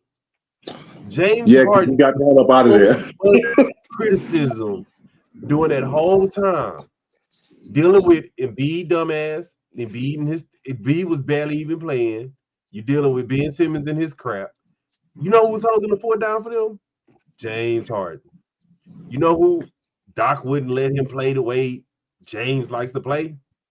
Doc Rivers. No, James, you need to play like I play point guard. Nah, nah, nah. And it's so crazy that people were giving James Harden so much hell. James said, you know what? I will move from being a scoring guard to an assist man. You know what he ended up doing? Leading the league in Lead assists. the league in assists. Couldn't even make the All-Star team. Leading the league in assists on that team. And people literally like, yeah, he literally had a game where I think he scored like 40 some points and they won the playoff game. And yeah, and B came back, he had a bad game. Be like, oh, James Harden disappeared. Oh, James Harden ain't shit. Ain't James Harden doing typical James Harden stuff in the playoffs, which is warranted. Don't get me twisted. It is a little All right, warranted. come on now. But it's Come on Yeah, now. like, yeah, yeah. yeah. What I'm Yeah. just saying is that the part that pissed me off about that, I'm like, y'all wouldn't be playing the next game if James didn't get you to the next game because Embiid didn't get you there. James Nope. Harden got you there. Yep. He took so much criticism during that time dealing with, we all know now all the crazy, stupid stuff Embiid did. You're dealing with Mm. Doc Rivers. You're dealing with Ben Simmons. I'm surprised James Harden ain't punched somebody in the face. You might But have. He had to get out of there before he he had to did. get out of there. He probably had to get out of there because he's dealing with so much stuff that Yeah, he went people know. from dealing with clown Kyrie to dealing with clown Sixers. I'm gonna keep it a whole thing with you guys. You guys know how I feel about James Harden. So I will never But he was give the him. one steady hand that I'm whole not. I'm not, tenure. I'm not doing it. He was the one. No, I'm never giving him. that's the thing, serious though. It's like when James Harden is your steady hand, what are we doing here? True statement. When James Harden is the mature one, when James Harden is the one who has his head on straight, then seriously, what are we doing here, guys? I don't Yeah, know. He having an yeah. amazing season with them Clippers, though. I ain't gonna lie. I'm not I'm taking gonna nothing away say from this. James. Though. I'm gonna say this though. Like to your point, Larry, and Coach for that matter. If James Harden is a steady hand, we're in trouble. But I can really. I need to be able to put my head down and sleep at night. And me giving that dude any type of praise and flowers is going to prevent that. So I'm not going to do it. I mean, but if you look at that tenure, Embiid was always hurt. Ben Simmons act like he don't want to shoot the ball, and when he was playing, he was hurt too. And who stayed the ship? They were still making the playoffs. Who was there? It was But James, that's bro. what I'm saying. And that's why I only brought up the Philly section of this. That time period compared to what is getting ready to be, what it is, and what is getting ready to be. That was like the golden age of Philly hoops, man. Mm-hmm. Oh yeah, for sure. I mean, if you extrapolate the whole AI, run, after AI, right? yeah. And before what it's about to be, that was a Mm. nice move. Sixers fans, y'all better Mhm. look back on it fondly because it's They about to get won't. ugly. They won't. They won't. That's the thing. It's like they It's won't Philly, man. It's Philly. because Man, look, look, look, look, it's, look. Let's be honest here. Like, and then I know tons of people from Philly, in and around Philly, stuff like that. Man, look, these Eagles Super Bowls are nice. They love these Eagles Super Bowls. Boy, they will tear Philly to the ground. If they ever get another Sixers championship, they will tear Philly to the damn ground. You know what I'm Mm. saying? So it's like, I mean, Philly loves the Eagles, of course. I mean, but like, and then when the Phillies won the World Series, they went crazy. But it's like, man, you give them a Sixers championship, they might have to send in the National Guard to Philly. Yeah, yeah. dude. So I'm gonna say this, right? Like I said, that Sixer situation is so bad right now. I bet you It's Tobias Harris is happy as hell he in Detroit. That's bro, how bad it Hmm. is. bro. The That's Pistons how are the bad it sixth is. seed, bro. And the Yes, Pistons Yeah, are balling bro. right now, though. They yeah, Don't the get didn't don't Pistons are balling. they didn't win they, more they, games this year than they've won in the last 2 years. they gonna mess Yeah, around and give the Knicks a fit. Yeah, And yeah, look they yeah, are. In the first round. yeah, they are. Hmm. Yeah, they are. about how bad that Yeah. is that nobody wants to go to Detroit. Nobody even offered Tobias Harris a contract but Detroit. Man, Tobias Harris probably still had his house in Detroit. He probably like, oh, well, going back home to Detroit, going back to Detroit. Yep, you never even saw my house. Yeah. Hey, And you know that them also Philly highlights fans, how bad a job Dwayne Casey did. That Yeah, yeah, highlights it how does. bad a job Dwayne Casey did. And Dwayne Casey was a good coach. I don't know what the Mhm. hell happened to him in Detroit, but he went from being a good coach to being trash because that team should Stubborn. never have been that bad. He was super stubborn. He was, again, we talk about like making players do, like he was trying to make Cade Cunningham be something that he wasn't. Mhm. And Bicker's like much to his credit, like it's just he's let, like, I mean, Cade's been balling good. Like every time I see Cade, like a single tear runs down my cheek. Same thing with Paulo Banchero. It's just like, what could have been? You know what I'm saying? Yeah. But it's just like, I mean, because Cade he looks like how he looked at Oklahoma State now. It's Now, just yeah, like now, yeah, letting him just go out there and like he will still he can distribute. He's a better passer than people give him credit for. yeah. And Better he can passer than the sport. yeah, yeah. I mean, it's just like people don't understand. Like I said, I've loved the kids game. I loved it at Oklahoma State, and I love it now. It's just I don't understand. Anyway, Yeah, like yeah. I'm sorry. I'm watching this. I'm like, yo, I'm sorry, y'all. I got it I'm I'm muted. not so I'm Did sorry. they I lost call a my train foul of on thought. that? Did they man, call look, a Yeah, foul they on that? they they give called a the foul, but he wasn't in motion to shoot the joint. What yo, the hell?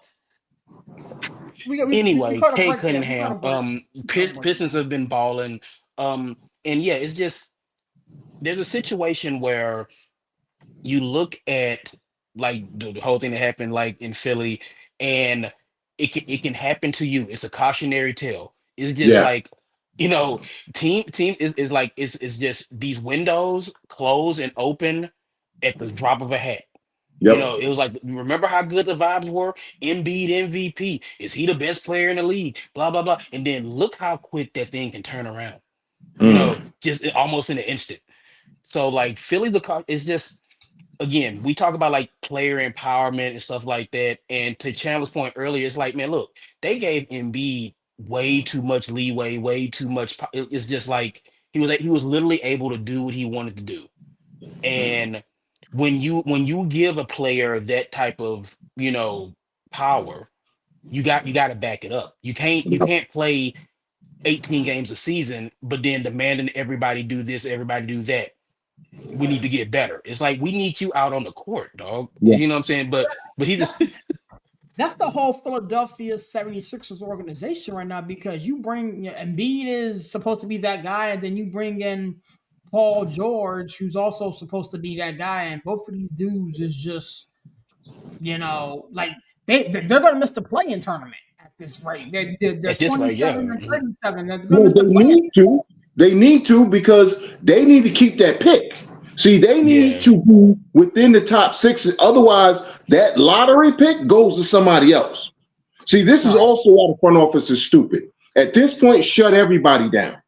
Yeah. Keep that damn lottery pick and go draft Cooper Flag.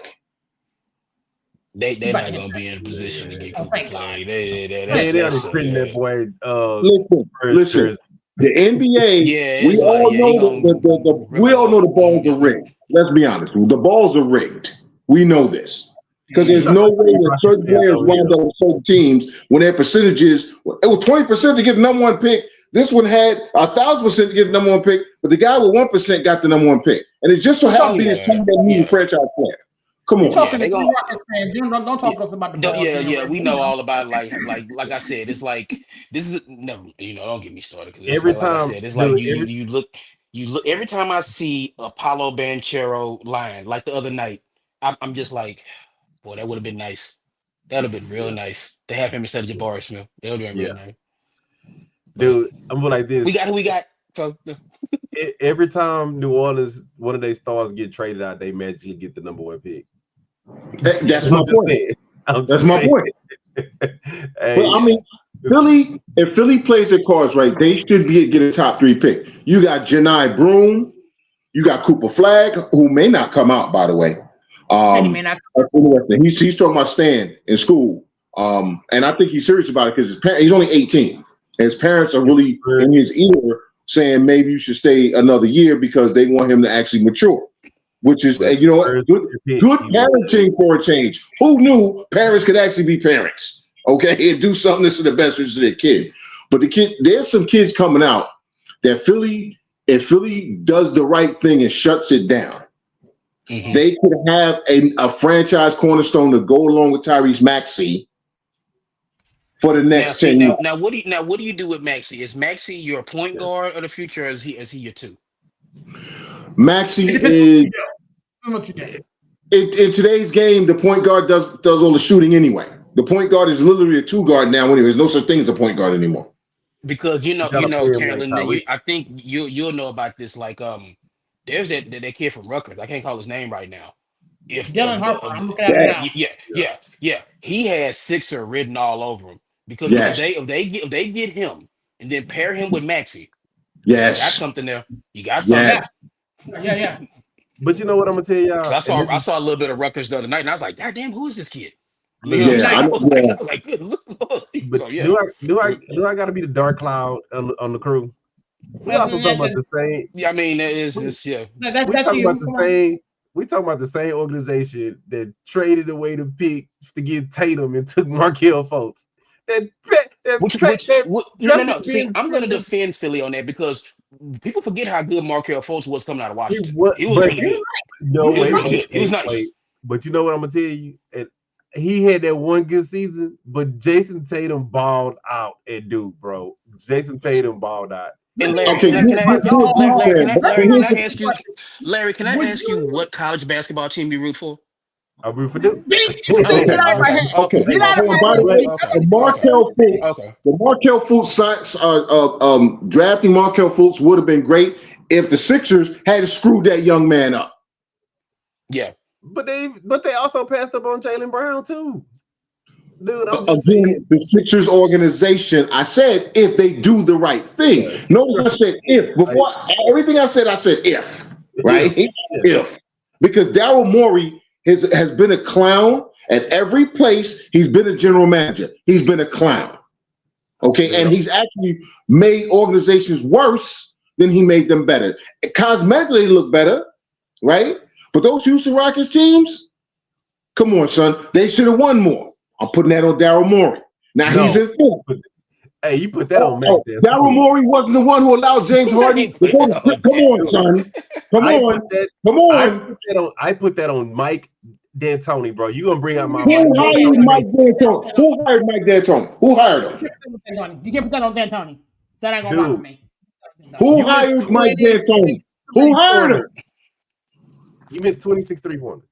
Who hired Mike D'Antoni? Wasn't out there shooting them. You know what I'm saying? It's like neither was Daryl Morey either. I'm just saying. Daryl Morey hired Mike D'Antoni. Dude, I'm gonna put it like this. I don't know why y'all. I don't even know why we talking about this. Dude, Mike I told y'all not to ever bring this up ever again. We know what happened. There's no need to ever bring it up ever again. Dude, Like, Mike D'Antoni is the reason why we watch the NBA the way we watch it right now. That we get pissed off on dudes not playing No, defense. no, no, no, no, Or no, getting, no, no, no, no, no, no, no. That's Nelly's fault. Don Nelson. Don Nelson started this, bro. Don but Nelson yeah, well, started this run and told us TMC that. back in the day. Yep, Yeah, it's I'm just not like, saying yeah, that. yep. I'm not saying, but dudes were still playing back then. Today's No, players but love Don that Nelson started D'Antoni this crap. 6'8" and under. Everybody shoot threes. I don't want a 7-footer. That's all Don Nelson, bro. That's all Don Nelson. But players right now probably couldn't even tell you who the hell Don Nelson is, but they could tell you who D'Antoni is. Yeah, That's and good. D'Antoni was a Don Nelson disciple. It's this That's yeah. good. That's the D'Antoni. player's fault for not knowing who like Well, Don let me take Nelson it Exactly. is. back. It's like, yeah, that's their Let me fault. take it back. Yeah, As I call him, No D D'Antoni. That's what his name is. No D D'Antoni. Don Nelson is the reason all these guys is getting paid for shooting 35% from three. Yeah. Okay, they need to be worshiping at the altar of Don yeah. Because Nelson. Like, because if you go back and look at it, the Warriors, those Warriors teams were shooting twice as many threes as anybody in the league. yep, It was It was disgusting. It was yeah. It was like back then in those days, teams were averaging literally like 15, 16 threes a game. The at the Warriors was most. shooting like 30. Yep. Yeah.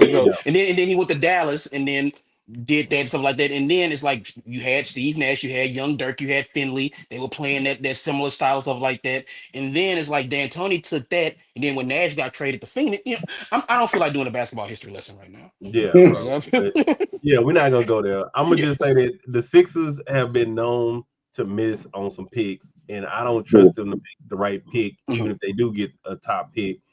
And Yeah. Flag, I honestly do. I think that Cooper Flag, if somebody get that pick and it's not Spurs, he's going back. If it's anybody else, he going back. But if I it's think I Spurs, think I think his parents want him to go back though. His parents and they've been talking about this. Parents really want him to stay simply because he's 18 years old. They want him to experience in mature. college, but they also want him just to grow up a little bit. But I'm like this, Chandler. I know you done been to San Antonio. Ain't And nothing going on there. ain't nothing for him to do. Ain't Yeah, nothing going exactly. San on. Antonio is like the Girl, perfect place for him to go. perfect It place. You is. know, Yep. He's Well, going, it depends on if Pop comes back. yep. And I don't know if Pop is coming back, bro. Strokes are sometimes hard to recover from. yeah, But he can big ups sit to there Pop, and man. Get well soon, Yeah, Pop, for yeah, sure, yeah. for sure. Like, yeah. But he can go over there and he can mature and he can grow up and he can form some chemistry with Wembley and Fox and all them. I hate to say it like that. Bro, that will be a bomb squad. But yeah, If Yeah, they get it makes my stomach turn just thinking about it. Hmm. dude, it's crazy that we talk about the lottery and how the lottery is. It's like the Spurs, not even just including their own pick, they got somebody else pick that's like non-protected either. So they could It's the the Hawks. Hawks, yeah. So they That's could, why technically they could like I yeah. look again. Getting a little inside baseball here. That's why I posted what I posted in our Rockets group, boys. It's like it is not crazy to think that the Spurs could have the 1 and 2 and pick the in the four. draft. With the 1 Yeah. and 2, 1 and 4. really? Yeah. Yeah. They got the Hawks Yeah. protected. Yeah. Wow. Yeah. And it would be There's a Wow. scenario in which they could have the first 2 picks of the draft, or 2 of the first 3, or 2 of the first 4. Yeah, you got 1 and 2 here. You got Cooper Flag and Dylan Harper. and I can Yeah. even I'll go even further And with it, y'all. yeah, and if the flag don't come out, then you got Janai Broom. Nah, Chandler, I can tell you right now what'll probably end up happening. It'll be that scenario kind of like that Chris Webber. And even if they ended up with like 2 and 4 and he going 1, they could be like, you know what? Only way Cooper coming out, you better draft him number 1, trade him to us, and we're gonna send you this 2 and this 4 pick. Because if not, he going back to college. I could definitely see somebody else getting that pick and him be like, nah, I'm not going to the Wizards. And the Wizards was like, you know what? Oh hell no, We'll take no, that 2 and that no, 4. no.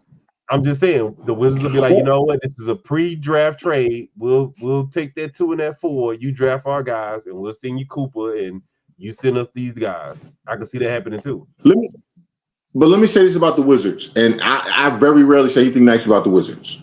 I've been watching some of their games since I'm in this region, and apparently that's the local team for me now. Excluding Jordan Poole, who is an absolute a-hole. Okay, those guys on that team play hard every game. Now they're losing, but they play hard. They hustle. They try to play defense. It looks like the coach. If we could get rid of Jordan Poole off that team, it looks like they got the right coach and they have the right young players who are coachable. You know what I'm saying? Because the kid Sar, I told y'all I was iffy on him anyway. But they even got him actually giving effort on deep. You know what I'm saying? So it's iffy, but I can see the Wizards being a play-in team next year. Oh, that hurt to say. So you got Alex Sarr, you got Keyshawn George. Chris Middleton is now there. I'm not sure if he's going to stay there next year. And then you got, Jordan Poole. But keep in mind, you still got Malcolm Brogdon, who's out, who may be back next year. You got Corey Kispert, who is an adult and a professional. You know what I'm saying? Right. You got Corey Kispert, who's going to come back, who's, I think he's in his second or third year. Marcus Smart is now there, who, again, another adult in the room. So you got some grown folk in the room if they, want to buy in now. Here's the catch. Chris Middleton is up in years. I'm not sure he's going to really want to stay for a massive rebuild. Marcus Smart is another guy. No. Who's not going to probably want to stay for a rebuild. So you're going to have some shoes to fill, but it starts, honestly, with getting Jordan Poole up out of there. But here's the catch. Here's the catch. Where would you send him? I mean, but you know what? China. Toronto, Australia, Toronto. Toronto. The ball boy, I don't give a damn as long as they take him. I mean, but then you gotta think about it. I kind of agree with you, because you gotta remember the elephant in the room. They in the Eastern Conference. They just need to get to 400. Yeah, they don't even need to get to 500. Yeah, they can just be all right. They can be all right. They could be a play-in team. If they get Jordan Poole up out of there, they could be a play-in team next year. And honestly, I think Jordan Poole makes so much money. That's the problem. And that's the thing. That's the problem with trading. He makes so much money. Yeah. Pelicans, they'll take big contracts. Well, I mean, because look again, the Pelicans and the Saints are all part of the same money laundering organization. So it's like, it's all, New Orleans, baby. Hey, don't get me started, man. My boy Zion down to 264. Bro. Good for him. Good for him. That's what happens when you stop eating, gumbo for breakfast. He did a lot for breakfast. But Zion has actually been playing well this year. He's been on the court way more often. He's been off of it. He seems to be growing up in spite of that organization. He seems to be maturing because, and I said this in serious. You remember when he was coming out, I said this. They needed to not play him that summer league. They needed to just have his ass with a dietitian from jump. From the get-go. And they did. He was 300 pounds, man, 6'4". Come on, son. Ingram already gone, so I'm just waiting on the slim or whatnot. I don't even recognize the dude. I'm just waiting on the trade demand. I'm waiting on the trade demand to come. That's probably why he got his shape. Yeah, he getting in shape. He playing. He being mature. So then he could be like, trade me, please. Trade me. So it worked for Brandon Ingram. It worked for Brandon Ingram. He played two. He got off the injured list, played 2 games, and got traded, and got injured again. So I seen him play in a minute. What's going on, Bi over there in Toronto? Brandon Ingram is a low key Ben Simmons. All he wants to do is collect checks. No, I wouldn't know about that. I wouldn't go that far. Yeah, I wouldn't go that far. Tell me the last time Brandon Ingram played 50 games. When last time Ben Simmons played 30 games? Okay, so again, he's a low-key Ben Simmons. Yeah, I mean, but it's like, look, I mean, Bi don't want to be there. He's somebody who I can see get moved. I mean, maybe he's in Toronto. They moved him to Toronto. He's in Toronto. So I'm saying it's like, yeah. So I could see him get moved again. Like I could see him get moved again. I don't think because what they signed an extension with him, right? Yeah. And I don't think it was a pretty. It wasn't the extension that I thought it was gonna be. You know what I'm saying? So he still could get moved, but it's like I don't know. Like I feel like talk about the Raptors, talk about a team that like, what are they doing? Yeah. It's just they have it's again, we just talked about the Sixers. It's like, see how quick they just fell apart in Yeah. Toronto? Like it fell apart quick. Yeah. That's why you see teams like the Nuggets who have kind of sustained the success, and you applaud them because it's like they have been able to now again have one of the best players in the league. What I'm saying? It helps, but it's like, they've maintained this success over time, Yeah. And they and allowed Mike Malone to actually grow into the coach he's become. Because I, Mike I, I, Malone, his I, first I, 2 years, he was the Michael problem. Malone, Yeah, Michael Malone. look, listen, I'm old enough to remember his father being the Knicks coach. He's Mike Malone to me.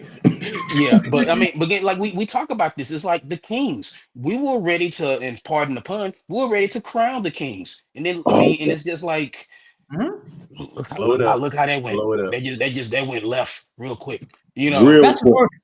that's just organizational malpractice because they Yes, had a it is. squad, they Yeah, had a coach and everything, and then all of a yeah. sudden, Everybody Again, gone. again, again, again. I said it once. I said it again. Money laundering. The Kings are a very extensive money. Look, look, and this like, look. I'm not gonna go into detail, but it's like, do some research on the ownership group for the Kings, and the Mhm. answers are Mm. all there. Listen, Chandler saying because you know what I'm talking about. Do some they research on the Kings ownership group, and the answers are all there. yeah, they went and got everybody on Chicago Bulls, the worst team in the league. Hey, let's go get that guy from the Bulls. Let's go get that guy from the Bulls. Let's go get that guy from the Bulls because they're winning players. And because their owner, who's like around our age, grew up idolizing the Chicago Bulls. Yeah, Thought that Yeah, like, so it's like, ooh, can I get a piece of that? It's like, no, baby. It's like, don't do that. And then it's like the poor people of Sacramento paying all that money for that okay stadium that they built in downtown. Is like, it's like the beam. They spent more money on the beam than they then did they like get yeah. than the yeah, rest of the damn stadium. that's what I'm saying. Because like Yeah, it's like, because I know people who've been to the Golden One Center or whatever they call it now. It's that's like what it's called. it's brand new, but it's like, this is a brand new stadium. This is like a 7-year-old like, what? It's like the But for Garden. Sacramento, it's Yeah, amazing for Sacramento. exactly. It's a nice Sacramento stadium. It's just like, again, as they have the Major League Baseball team playing in a minor league park down the street. Yeah. You know, That's so stupid, man. That's Dude, so stupid. hey, hey, but hey, you know what I wanted to say when we talk about this Zion stuff, man. I know we kind of we all got a little heated last time, but dude, that dude is down to 264. That dude did a Mhm. dunk the other day, and I was like, oh my god, we have literally not seen even Zion in a dunk competition. Mhm. The guy Hey, really came into the league known for winning dunk competitions. yeah, Larry, hmm think about the fact that you said down to 264. That says it all. Think No, about that for a I minute. get it, but Not he's up been to 264, right? Because most times you want to get up there. he's down to 264, bro. I mean, and what's so crazy about it? That's what they want him playing it. That's the weight that they've been wanting him playing it. And He should be around 240. He should be around 240. It'll help his knees, it'll help his ankles. Because uh, he's so explosive. And that's the thing, is the force he's putting on his knees and ankles, 240, muscular 240 with about a 3% body fat. That's the perfect weight for him. Not 260. 260 is still too heavy. I ain't gonna say that I because mean, his he's still come frame, down. I man, mean, I him think he getting can come down down a that little low, bit. I think it'll be he'll drain himself getting down that low. I think I 260. know, but I'm saying I think 240 is the best. Listen, you can get down and still have muscle. hmm That's the thing. Is all in the training. And apparently he's down to 260. Yeah, he's looking better, but I still see a fat boy. I'm putting like this. If that weight is a good weight for him to play and he's comfortable at it, I'm good at it. It's Okay. like Yeah, Wembley. yeah.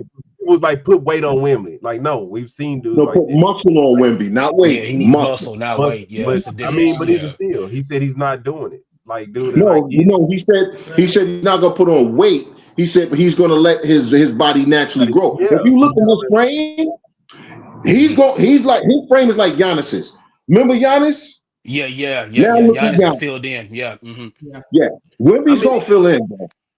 he could fill in, but I'm just saying I don't feel like you should put muscle on Wembley. Let Wembley be Wembley, and because we've seen it before. Remember, what's the guy Steve used to play for Houston for a little minute?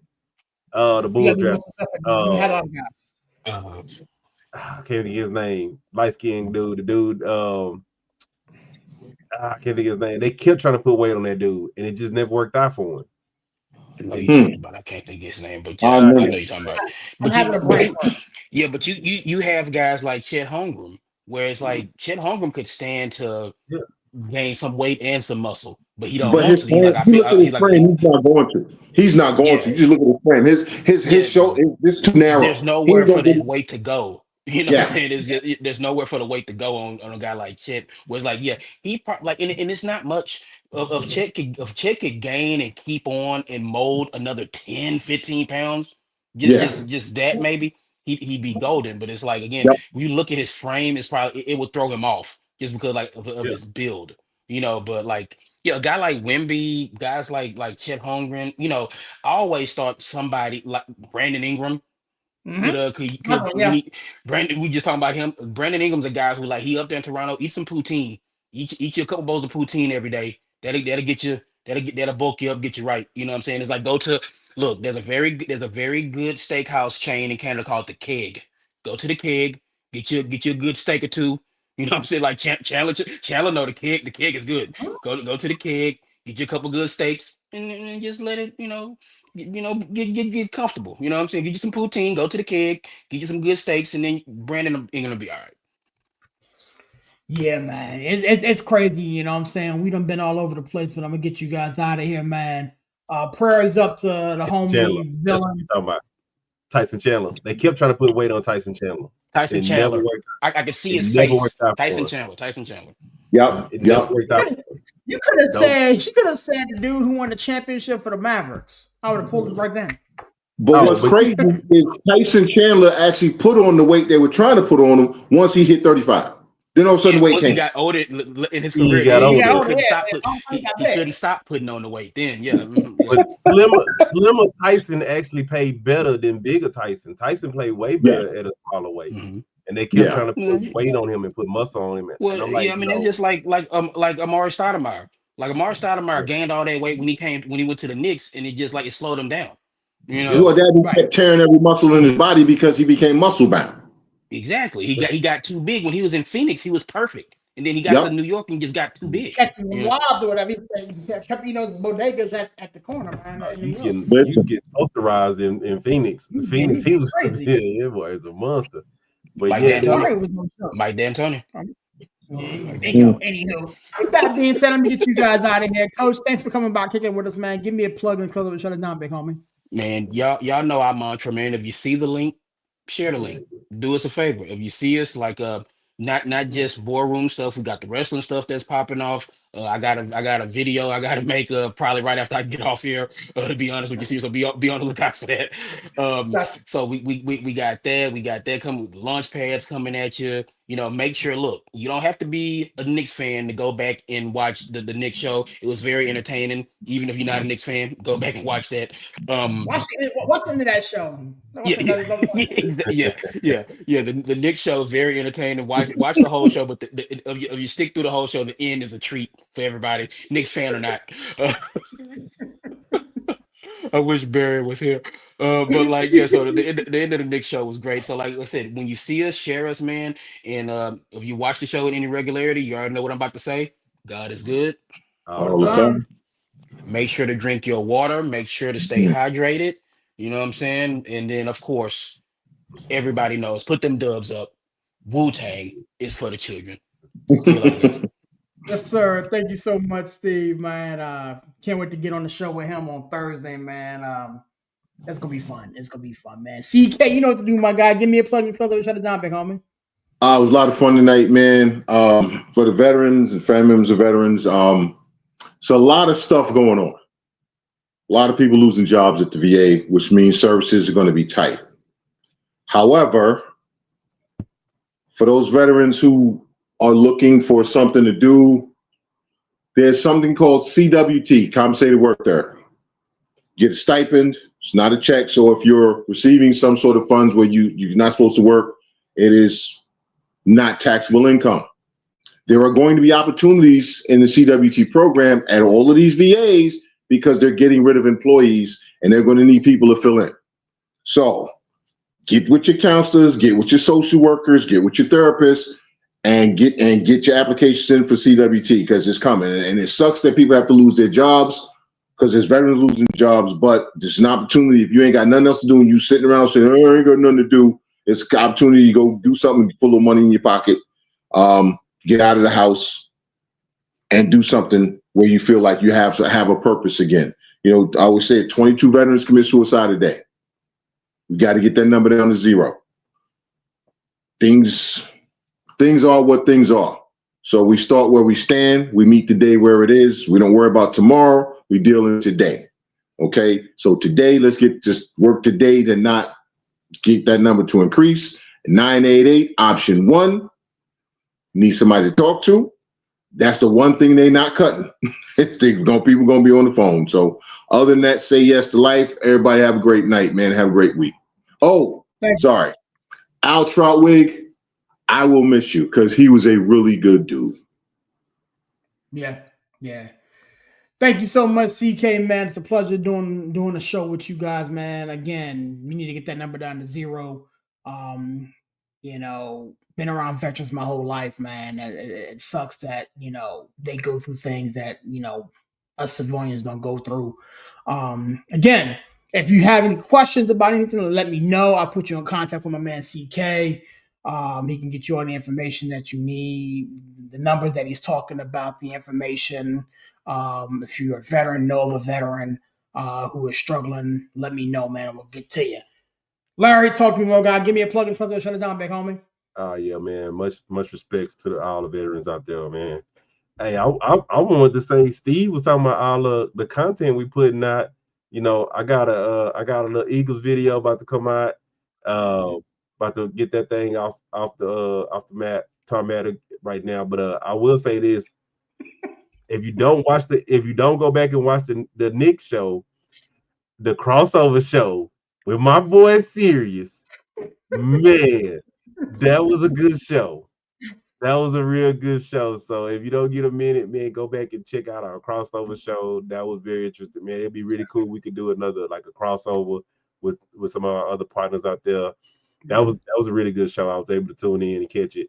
But yeah, like I say, it's always a pleasure, man. We still working on some stuff. We still getting more things out there. We got, you know, more content coming. We got more shows we're doing. So keep checking us out. Like Steve say, see the show, share the show.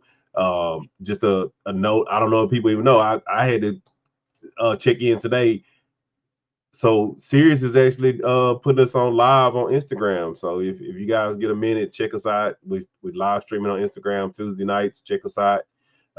Tune in for a few minutes if you ain't got the YouTube or the Facebook or something like that. But yeah, just keep checking us out, man. It's always a pleasure. I'm gonna wrap it up. I know y'all boys is late and I'm still not even to the clock yet. Thank you so much, Larry, man. Pleasure sharing the stage with you, my guy. Looking forward to jumping on the show with you again on Thursday. He alluded to it.